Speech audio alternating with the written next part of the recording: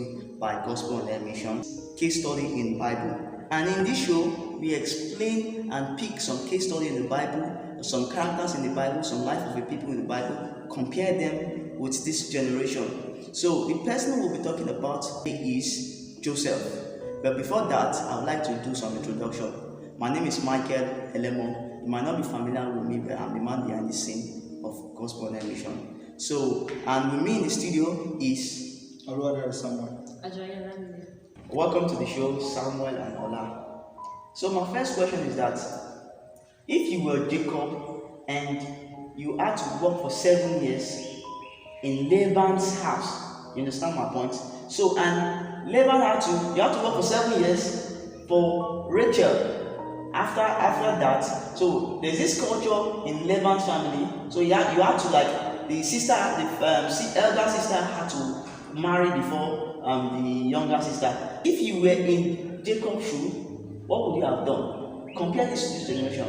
So I'll be throwing the question to someone. No, thank you very much, sir.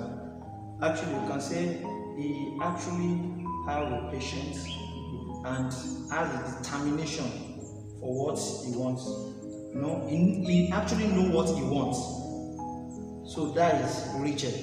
If the same thing actually happens this year, you know, actually many of us won't. This generation, nobody will want to, you know. I don't think that can actually work. So, what can you say about this? Actually, what I can say is that I would say is having patience. Because if he did not have it, maybe the goals and the purpose for what he's looking for might not come to pass. But that's why he's just have to have more patience. Moreover, he's after Rachel, not after them.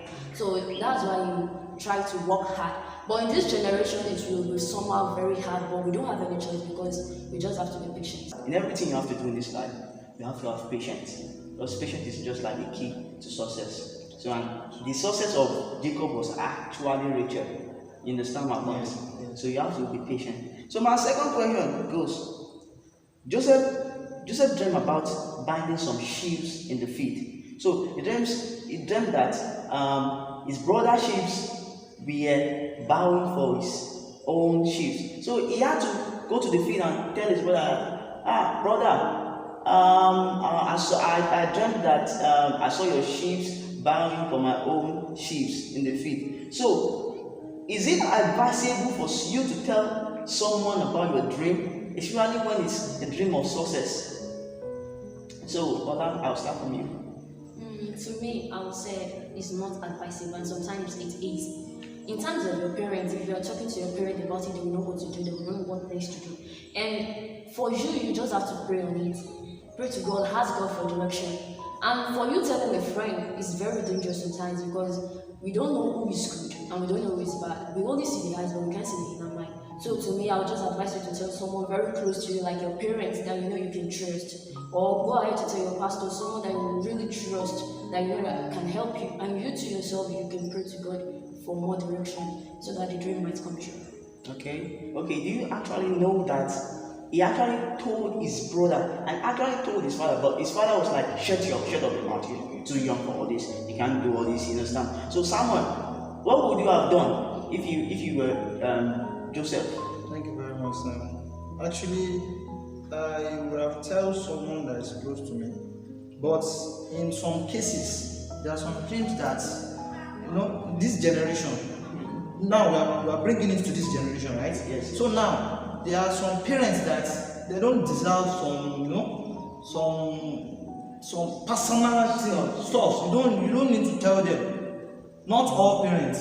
Okay. Or some parents, you just have to keep it to yourself and keep it to your creator. That is God. So, well, my point is that in every dream you dream, you just have to pray that God should lead you to the right person you have to tell. So no, please, to add to that, there are some dreams. Not all dreams you can just get. Okay. There are some dreams that come in proverb. No, all dreams actually come in proverb, but there are some dreams that do not come. That need intervention. Yeah, that need the intervention of, you know, all these pastors. Mm-hmm. You know, you have to seek and go for them so that they can pray concerning it. so that they can give you more, they can expatiate and elaborate it so that you can understand the dream. So your point is that you need an interpreter for you to interpret your dream. Yes, Sometimes- but not all dreams. Yes. Okay. So there's another question here.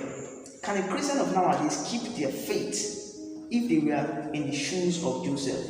You understand? Joseph was passing through a lot. God has already promised him that he's going to be the prime minister, he's going to be the head. You understand? So, but he was passing through a lot. Like from the pit, his brother first of all threw him into a pit. So secondly, from a pit, he was sold into a slave trade. From the slave trade, he was a slave in Potiphar's house. You understand? From there again, so he went to the prison again, and God has already promised him that he's going to be a ruler of all nations, like he's going to be the head. If you were in Joseph's shoe, wouldn't you have thought about does God actually have any plan for me? Thank you very much, sir. In this generation, actually, we have a doubt. Mind, you have to doubt it. There's no, in this generation, I'm talking about this generation. Yes. That was before God come, perform all this.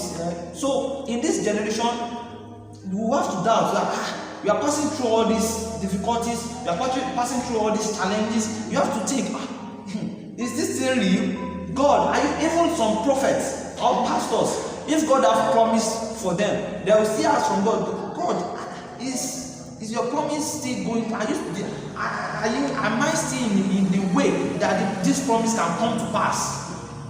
But then in this generation, let me just say, It's very hard. it's very hard. You have to doubt. Actually, the point I'm trying to bring out is that no matter what you are passing through as a Christian, no matter the challenges, no matter the difficulties, don't let all these things to weigh us down. We should always have one mindset that God promised will come to pass in our life.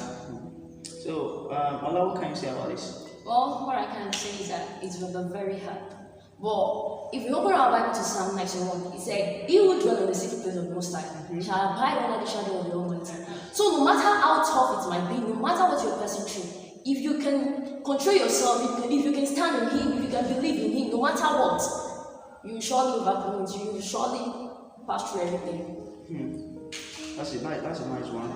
So my next question is, what can you say about the case of Potiphar's wife? This one is a very funny question. The case of Potiphar's wife compared to this generation. So can you see any youth that can resist such kind of temptation? Well, to me, there is. But the percent is somehow low. But 5%. no, I won't say 5%. I can just say 70-30. Okay. That's just it.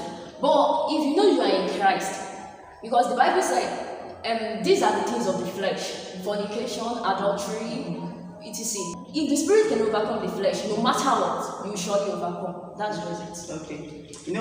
There was actually some persecution awaiting Joseph after that incident, and he was quite aware. He was quite aware of it, and he knew that if he can escape, because Potiphar's wife had to take his clothes, had to put it down and use it to accuse him that he wanted to rape him. You understand? So, and he was very aware that something like that could happen, and it could lead him to the prison, or it could be sentenced to death.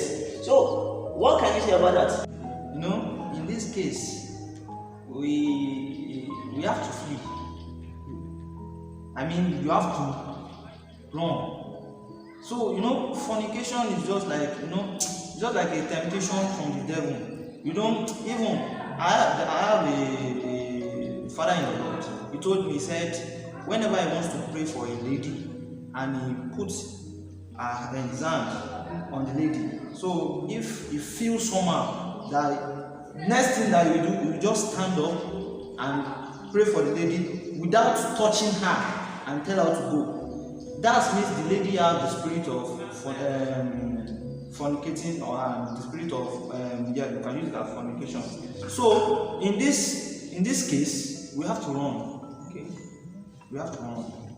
Bible actually says we should flee away from Yeah, Bible actually says we should flee. especially fornication. Okay.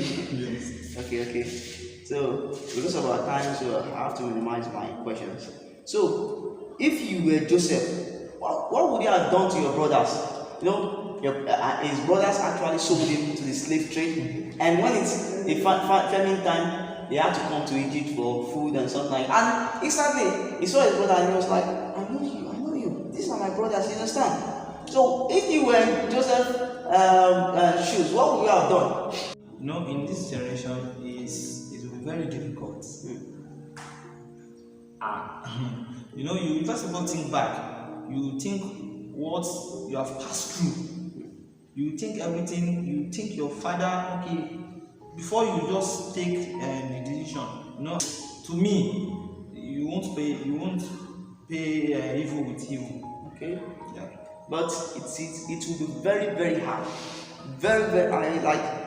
When I mean very, very hard. You know, as a Christian, you have to go with the Bible. You have to follow the Bible. You have to follow everything. He was being sold. Actually, if you actually interpret that sold, it was like he was being killed because his brother actually went to tell his father that Joseph has been killed by a wild animal, a wild beast. You understand? It was just like he was actually killed, and Joseph had to pass through a lot before he can get to the top. You understand? It will be very, very hard, like very hard for you to for you to forgive such a incident. What can you say about that? Though it's very true, it's very hard.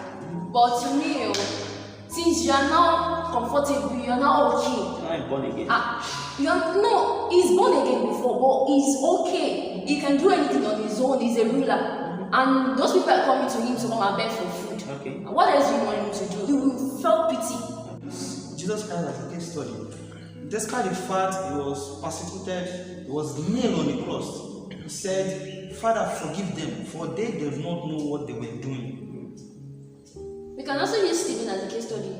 Despite he was being stoned to death, he even said, Father, forgive them, for they don't know what they're doing. So that was my own opinion. So no matter what you're passing through, you just have to have this book of forgiveness.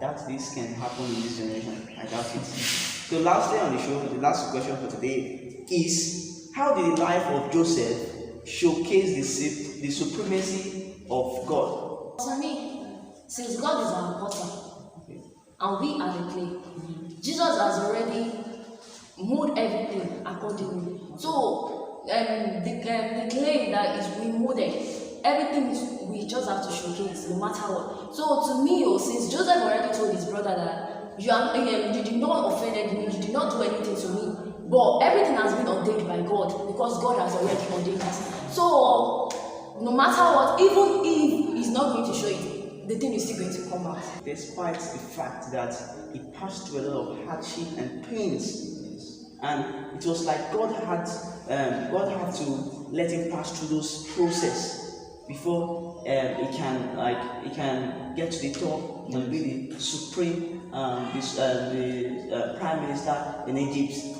Imagine prime minister, a land that is not your father's land. You be like me going to the UK now and being the prime minister. But with God, all things are possible. Yeah, with God, all things are possible. Later, Jesus Christ is a Messiah for his own generation. We can also say Joseph is also a Messiah to his own generation and to his family. We can't say to his family or to his own generation, but to this whole world. We are all his generation too. Yeah. To this whole world, he's a Messiah to us, and he's also a leader. Okay, definitely there must be a Messiah for every generation. Sure. Okay, thank you very much for coming to the show. Thank you, sir. This will be the strength of our show today on case study in the Bible. So I will expect you guys to watch more of our videos on our social media handles, on Facebook Gospel on a Mission, and on Instagram Gospel on a Mission. And you can also follow us and subscribe to our YouTube channel on Gospel on a Mission. Watch some inspiring videos and programs. You can also drop your comments and likes, so we'll be expecting all that. So this will be the strength of our program today. Join us same time next week. Bye bye. Bye.